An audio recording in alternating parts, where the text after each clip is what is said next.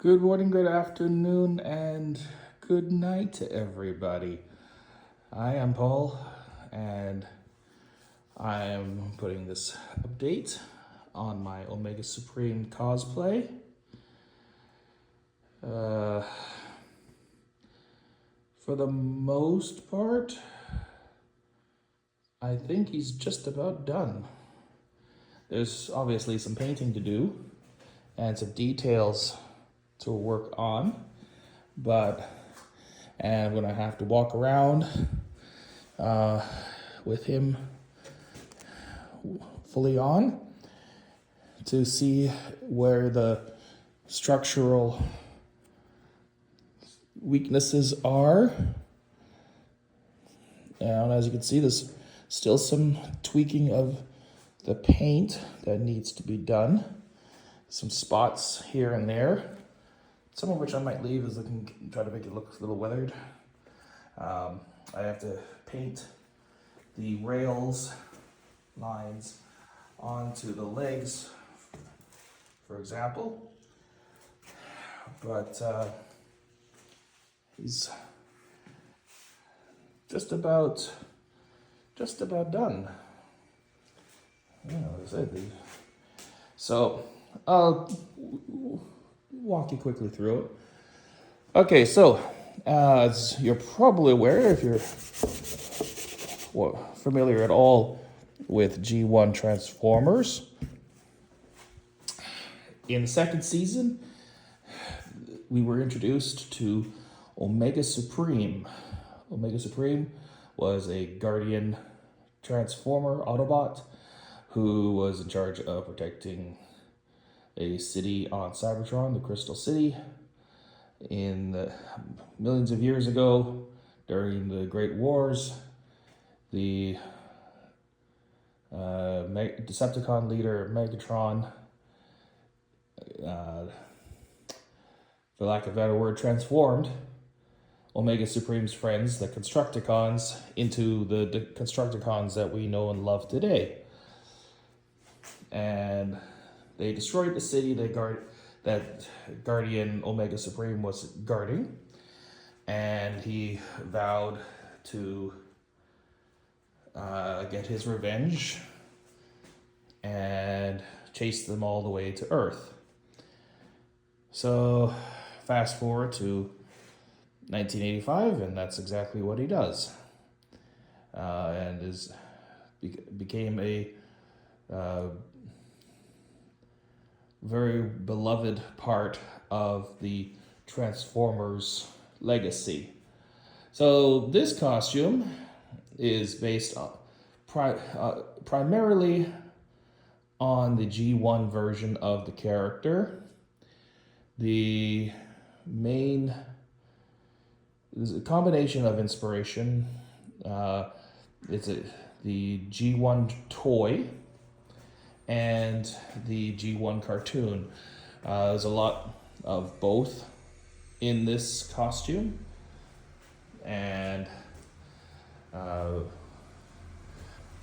think I've done a pretty good job of capturing the style.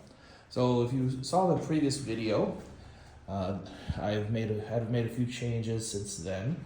So for the rails were not held in place by anything at that point, and when I was putting him together, I realized that it was the previous width wasn't going to hold the wings very well. So I've widened his back a little bit, and I've put Velcro onto the back side here. So one of the reasons I'm making these detachable is for storage purposes, and when I go put this into to my car, it'll be easier to store, because I can't lie him on his back because these, pretty reasonably strong, but they are just plastic, and that's tops of plastic bottles, so probably wouldn't be strong enough to lie on the back for a long time. I have attached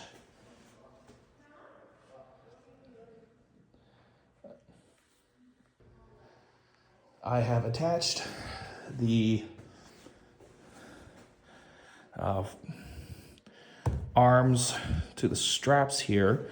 I had a combination of the Velcro adhesive that was adhesive that was already on the Velcro, but I also added some hot glue that seems to have given it the strength that's needed. And on the forearms, to lock the hands in place, I had to put on these flaps.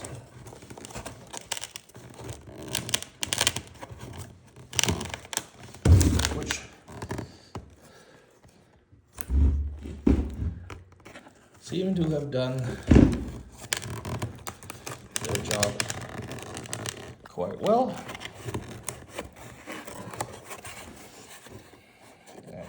It's held in place with the Velcro, so in theory, I should be able to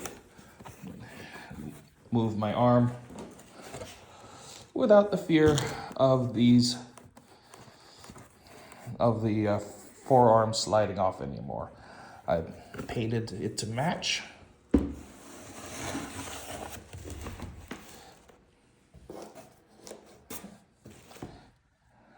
And I think I'm pretty happy with the result. I have yet to actually fully put this on. I've put bits and pieces on, but I have not done the whole thing yet. For that, I'm going to need some help, because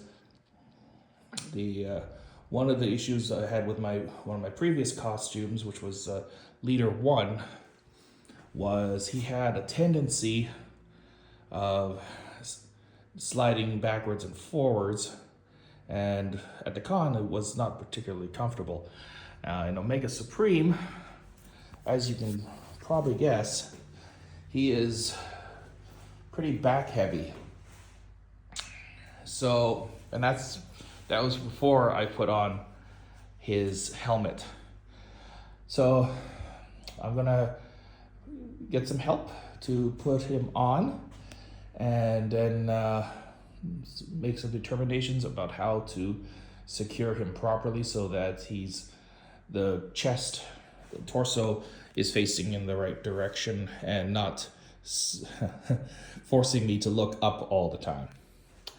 Now the legs, as you can tell, they've got little buckles, and I got an older pair of jeans that have got a bit of a split in them, so rather than throwing them out, decided to reuse them for this costume. So be held on in place with the buckle, and I have some suspenders to help keep these in place. This should also allow me to use the washroom. It's kind of hard to go to the bathroom when you're dressed up in a 40, 50 pound costume. So don't quote me on the weights. I haven't yet fully weighed this yet. I know the arms alone are between 4 and 5 pounds just for the hands. So these ones here, this is the upper legs, and these are the upper arms. I have made them. I have yet to fully attach them. Part of the reason I haven't attached them is I'm not sure I'm going to. I have to see how they feel. I'm going to have to tape them to the pants for during my testing, and decide whether or not they're worth enduring or putting on, because I'm worried that they're going to be even more uncomfortable, and these might be deal breakers as far as the upper legs and upper arms are concerned. So the straps for the arms are a little bit longer than what I really need for these for the costume, but part of the rationale was so that I could let go of the arms and be able to get my hands out of there once in a while if it starts to get a little too hard, a little too uncomfortable. Now in here, in my head, welcome to the inside of my head. So there's enough space in here for a neck fan, which I have. I actually have two of them, one for myself, one for my daughter. And they're quite handy in the summer. So my only real concern with them is that once I turn them on, when I turn on the fan, I won't be able to turn it off unless somebody else does it for me, because I will not be able to get my hands from this side in there. That's just not going to happen. So, anyways, and then inside it's cardboard. This is all cardboard. So the next thing will be figuring out a cooling system in addition to making sure this stays balanced. Anyways, that's the update. So next little bit is going to be finishing off the details and doing some painting on some of these spots that you can see here. All right, that's it. Have a good day. Enjoy whatever life brings you, and hope to see you at Fan Expo in February. Thank you. Bye.